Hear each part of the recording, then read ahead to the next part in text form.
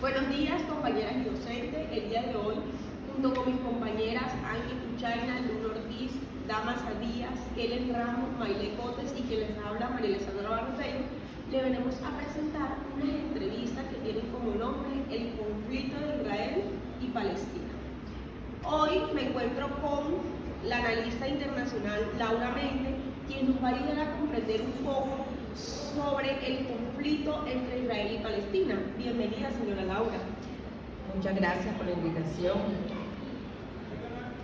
Para comenzar, ¿podría explicarnos brevemente de qué trata el conflicto entre Israel y Palestina? Bueno, podríamos decir que el conflicto se da por las diferencias que tienen en lo político, en la disputa de territorio y en su religión. Sí, ¿por qué se da esto? Porque la ONU propone dividir el Estado en dos, ¿sí? Los palestinos y los judíos. ¿Cuál es la situación actual que está viviendo Israel y Palestina? Bueno, la situación actual que viven es de la lucha porque se dio la división de los territorios. Los judíos estuvieron de acuerdo en la división de estos estados, pero los palestinos, los árabes, no estuvieron de acuerdo. Entonces, ¿qué sucede? Que en esa lucha por esa división se da el desplazamiento de los palestinos hacia otros territorios. ¿Qué papel juega la comunidad internacional en este conflicto? Bueno, el papel que juega la comunidad en este conflicto viene siendo, unos países están de acuerdo y otros no están de acuerdo. Por ejemplo, quienes apoyan a Israel, los apoyan los Estados Unidos, ¿sí? Otros países vecinos no están de acuerdo con las decisiones que ellos tienen, y esa lucha, ese conflicto que llevan ya más de 75 años en este conflicto y que no le encuentran solución. ¿Cree usted que es posible una solución desde su punto de vista como analista internacional? Bueno, la solución puede existir, pero ¿qué nos falta? La voluntad de ambas partes para llegar a encontrar esa solución en este conflicto. Muchas gracias, señora Laura, por su análisis claros y profundos. Muchas gracias por la invitación y esperemos que este conflicto llegue a su fin. Ok, para saber un poco más del conflicto de Israel y Palestina tenemos que tener en cuenta que este conflicto lleva más de 75 años y, como ya lo decía nuestra analista, se centra más que todo en la disputa de tierras entre el Estado de Israel y el pueblo palestino. Esto también tiene historias profundas, pero en el punto clave fue en el año 1947 cuando la ONU propuso dividir Palestina en dos estados, un judío y otro árabe. Los judíos aceptaron, pero los países árabes lo rechazaron, tras la creación de Israel en el año 1948. Hubo una guerra con los países vecinos y cientos de miles de palestinos fueron desplazados, lo que marcó el inicio de un conflicto moderno. Muchas gracias, nos vemos a la próxima. Buenas tardes y gracias por acompañarnos. Hoy hablaremos sobre uno de los conflictos más prolongados y complejos en la historia moderna, el conflicto entre Israel y Palestina. El día de hoy nos acompaña la politóloga Angie Puchaina. Muchas gracias por la invitación, es un gusto estar aquí. Y la analista Yaniris Ruiz. Buenas tardes, me presento, gracias por la invitación. Para comenzar, ¿podría darnos un breve resumen histórico del conflicto entre Israel y Palestina, doctora Yaniris? Claro que sí, doctora Luna. Este conflicto tiene raíces profundas que se remontan al siglo XIX, cuando comenzaron a surgir tanto el nacionalismo judío sionismo como el nacionalismo árabe palestino, tras la caída del Imperio Otomano y la posterior ocupación británica de Palestina. Aumentaron las tensiones entre ambas comunidades. El conflicto se intensificó tras la creación del Estado de Israel en 1948, un hecho que los israelíes celebraron como independencia y muchos palestinos recuerdan como la Nakba o catástrofe debido al desplazamiento masivo de palestinos. Bueno, para continuar, tenemos una pregunta para la doctora Angie. ¿Cuáles son los principales puntos de disputa hoy en día, doctora Angie? Bueno, los puntos más importantes incluyen el estatus de Jerusalén, el derecho al retorno de los refugiados palestinos, seguras para Israel y el reconocimiento mutuo de los estados. También está la cuestión de los asentamientos israelíes en Cisjordania, considerados ilegales por el derecho internacional, pero defendidos por muchos sectores dentro de Israel. Bueno, en los últimos años hemos visto estallidos de violencia como el de octubre de 2023. ¿Qué factores están alimentando estos ciclos repetitivos de conflictos, doctora Yaniris? Hay factores estructurales y coyunturales. Entre los estructurales están la ocupación prolongada, la falta de avances en las negociaciones de paz y la desesperanza generalizada entre los jóvenes palestinos. En lo conyugal, a menudo hay provocaciones o actos de violencia que escalan rápidamente de tensiones, ataques, demoliciones de viviendas o restricciones a lugares sagrados. Además, la influencia de actores externos y el debilitamiento de liderazgos moderados también influyen negativamente. Bueno, ¿cree usted que la solución de estos dos estados todavía es viable, doctora?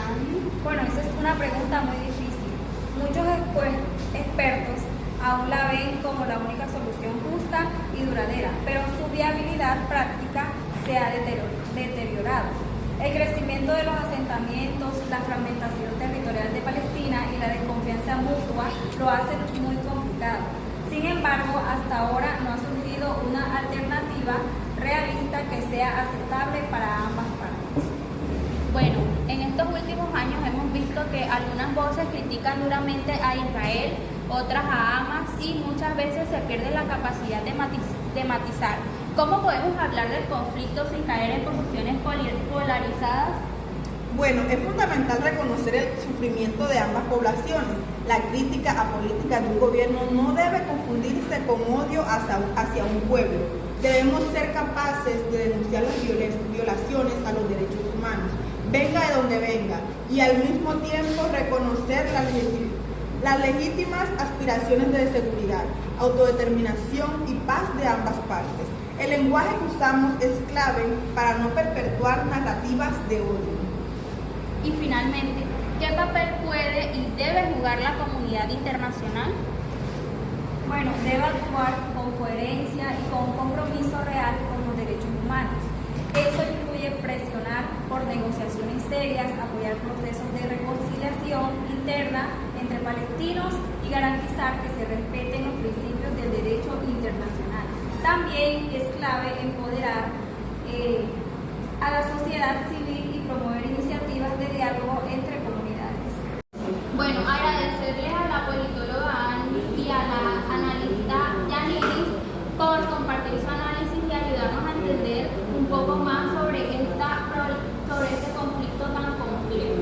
No, doctora Luna, gracias a usted por abrirnos este espacio. Ojalá podamos seguir construyendo puentes hacia la paz.